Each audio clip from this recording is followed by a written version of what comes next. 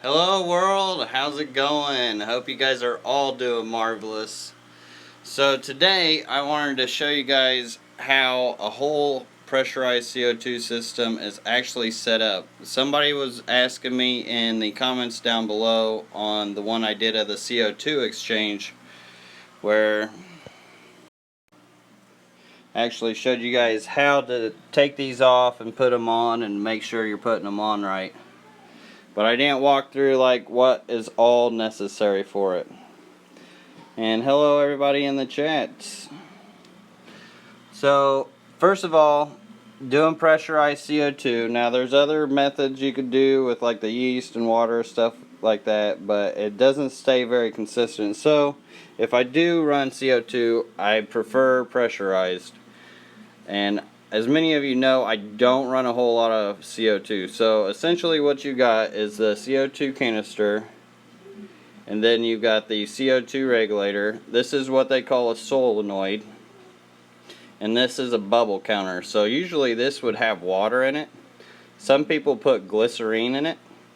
That way it doesn't evaporate, which I've done that before. It works really well. Then here's where you fine tune the CO2, the bubbles in the bubble counter, so you can kind of gauge. And then you have a higher gauge line that goes into it. And then we move on to the diffuser. Right now my diffuser is buried, which I need to actually pull that out of the ground. This is the diffuser I've actually been using, are these Up Aquas. Now, I mean, they're not the best, but they do great. I mean, they do okay, they do the job. And as far as another way to see if you're getting enough CO2, they make these drop checkers, which you can stick these in your tank, like about 10% below here. I think, or no, it goes like this, upside down. You put a little aquarium water in there, and then a couple drops of this, and then it'll be like a color indicator for if you have enough CO2 or not enough. Alright, seeing some questions in here. I want to make sure they're not the CO2 related questions before I move on here and show you guys a little more. Did you see my message on Instagram about plastic razor blades? No, I have not yet. Alright, so yes. These are the, there's other things. These are great to have, the check valves on your lines. Because at night, you don't want to really run your CO2 at night, because at night plants actually absorb the oxygen in the tank, and they don't really feed off of the CO2. So everybody eats it, like all the plants eat the CO2 during the day. Here you can see a diffuser in action. That's one of those diffusers going. There's a little bit of hair algae in there, but that's mostly due to lack of water changes. Then also, that's what a 5-gallon canister looks like. Then you can also get other check valves that you can fine tune. See how I actually split this one here. Now say you wanted to do a whole bunch of tanks, they do make a manifold. Clippard makes this manifold where you can hook up to 12 tanks. Hopefully this doesn't kick off the Wi-Fi. This is what a 12-port manifold looks like. So I could take these out, have a drop checker for each, and I could actually run up to 12 tanks off of that. But I actually don't use any of this. Nisi asked me which plants use CO2. Most of your like high-tech plants, they love CO2. The ones that need lots of ferts and stuff like that, like all my plants don't really require any CO2. It's just kind of like an extra added boost. It's like nitrous for your plants, really. How many hours do you keep lights on? I keep the lights on between 8 and 10 hours. You can even go longer, up to 12. Let's see, also I'm doing 1 bubble a second on my 30-gallon, but I'm learning. Yeah, after a while, just play with it too, like your bubble counter. You kind of learn what you get away with. If you notice, actually I don't in here. That's kind of scary. Okay, actually I've been using this filter, but with my big fish tanks, they say not to run an airline in your tank. But I still do, because I've had issues before where it outgassed and whatnot, and I would hate to have that happen in this tank because it's my baby. But I have had CO2 run with oxygen lines and still be alright. So in essence, to me, it's better to have it than not have it in there. If you want like crazy growth, if you don't mind a slow, steady kind of pace growth, you don't really need it. Like all these tanks right here, no CO2. No CO2. But they're all growing, everything. Like everything in here, this is all no CO2. I've only got like a couple tanks that actually have CO2. But you can see the plant growth in here. I mean, there's not a huge difference on it, but like these leaves are a little broader. This plant's really taken off in a lot shorter time. So it's not absolutely necessary depending on your plants. Now, let's say you have Lymphnophilia aromatica, like Pogo erectus, plants like that, Riccia. They really love some CO2. So some plants really love CO2. Do you break the light cycle up into 2 or more? Or is it continuous? I do mine all continuously. Can you promote my charity, Lucas? I need all that I can help to get my goal $1,500. Fish Person Blog's got some kind of charity case he wants to do. Tell people in the chat if they like it, then yeah. Promote away. I'm not going to get you on spamming for that. How can you tell if your tank needs CO2? Really, a lot of it is just on what plants you keep.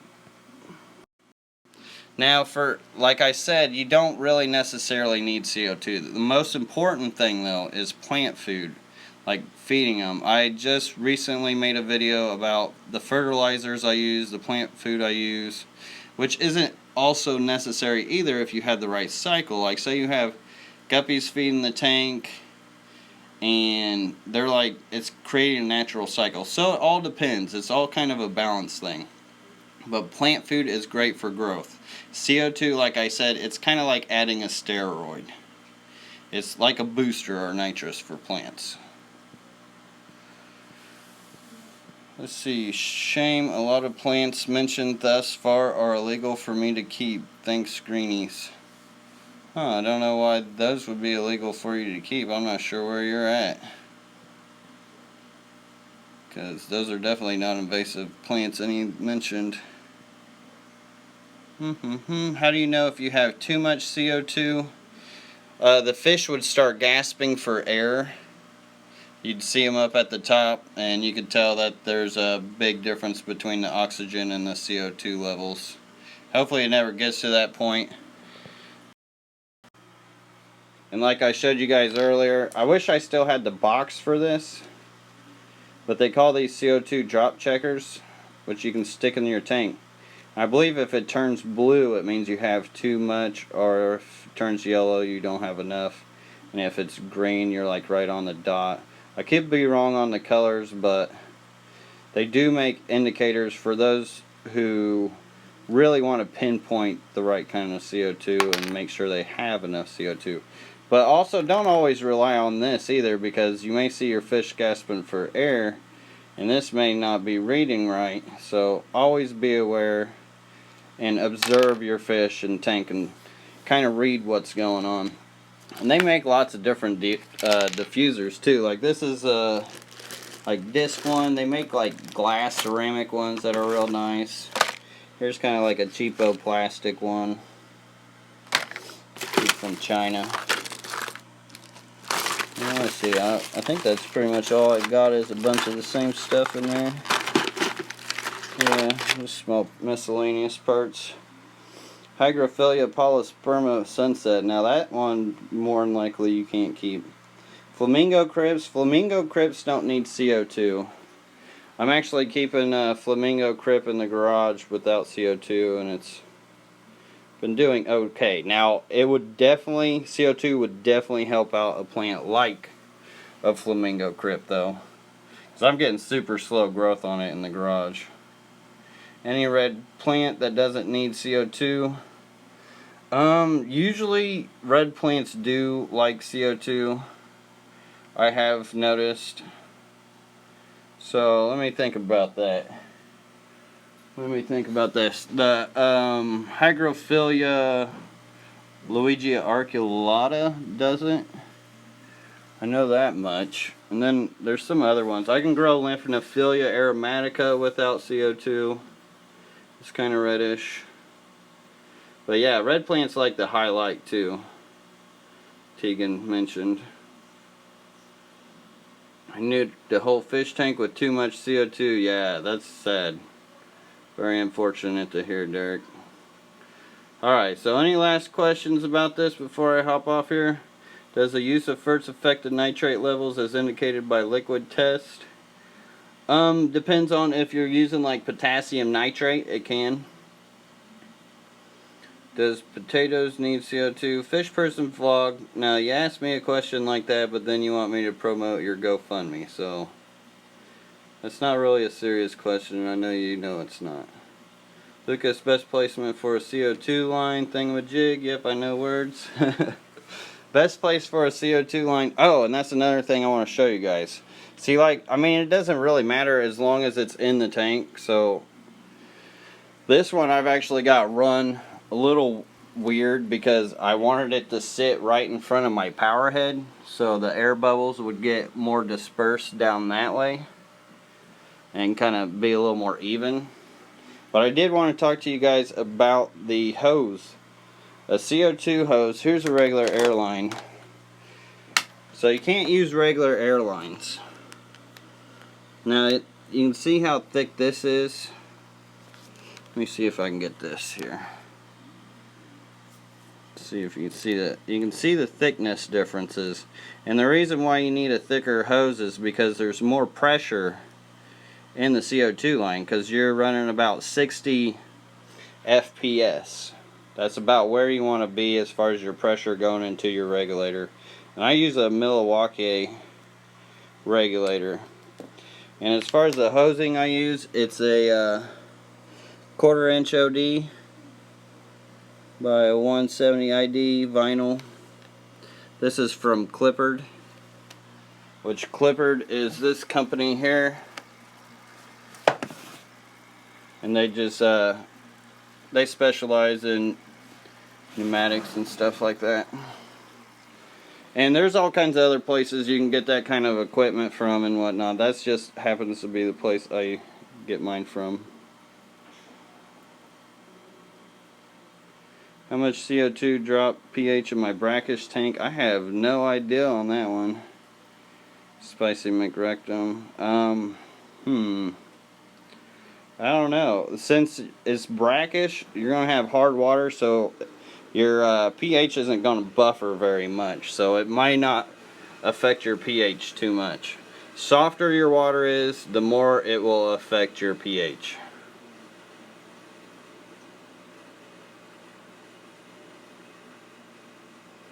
Let's see here. Sing to you guys until I find a question here. What do you use your CO2 regulator? It's a Milwaukee, which they're fairly affordable. They're usually about 80 to 100 bucks.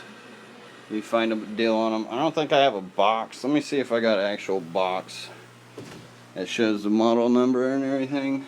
I do not. I do got a Fluval CO2 system sitting on the shelf though.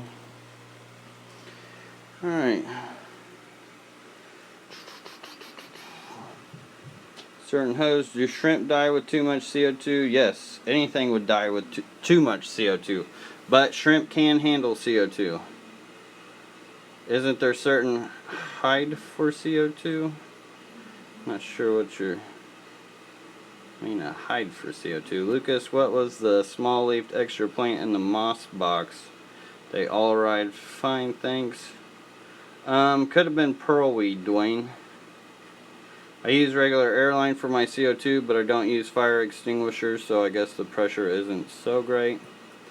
Yeah, and also I heard a long time ago, like when I first started getting in the hobby, they used to say CO2 will escape through an airline hose, so the efficiency of the CO2 actually getting into the tank is a little lessened. Now, if I know if that's true or not, I've never tested it, but that's what they have said for a long time. See. Burdens of wanting and not getting. Is CO2 dangerous if it leaks into the air? No, it's not. It is not. And if you got house plants, then the CO2 would actually like it. Can you use CO2 in brackish water? You can, but there's not a whole lot of brackish plants that you're going to have that would require CO2. Alright. I think I'm almost caught up with questions here. Any last ones? Milwaukee MA957 is what you are using, Lucas. Yes, that sounds about right there, Joe Black. Very right. Alright, so I think I've covered everybody's questions. Does Marsilea quadrifolia need CO2? It does like CO2. It loves CO2, but not necessarily. But it's not necessary. I've actually got some growing right here, which I think that's either the quadra or the tripa. I can't remember. That's no CO2. Okay, can y'all do me, please? Dr. Lucas, I asked you about a rainbow fish with white pectoral fins. I added some salt and it cleared up in a couple weeks. Glad to hear about it, Matt Rupke. Because I don't think I was able to help you too much with that question, but I'm definitely glad you got it all cleared up, and thank you for letting me know how you did it. I love hearing people's experiences as well, because that's how we all learn. I mean, one thing may work for me, one thing may work for another guy, may not work for another guy. You know how it goes. Aquatics is very, very funny hobby when it comes to that. Can pressurized CO2 canister become torpedoes? I could imagine if you did it right or wrong. LR Brett's a bit of a subject, but have you spawned your tetras yet? No, I talked about it on my live stream the other night. Was not happy about what happened. I think I lowered the pH too fast. And yeah, sad day. Don't really want to talk about it. Alright. Alright, everybody. Well, I hope that helps some of you guys. And if you had any questions that I didn't get to yet, throw it down in the comment. I will try my best to get to it. Like, things have been insane lately. But I will do my best. That's all I can do, is do my best. So, until next time, hopefully tomorrow, I will see you all then. So have a great night and peace.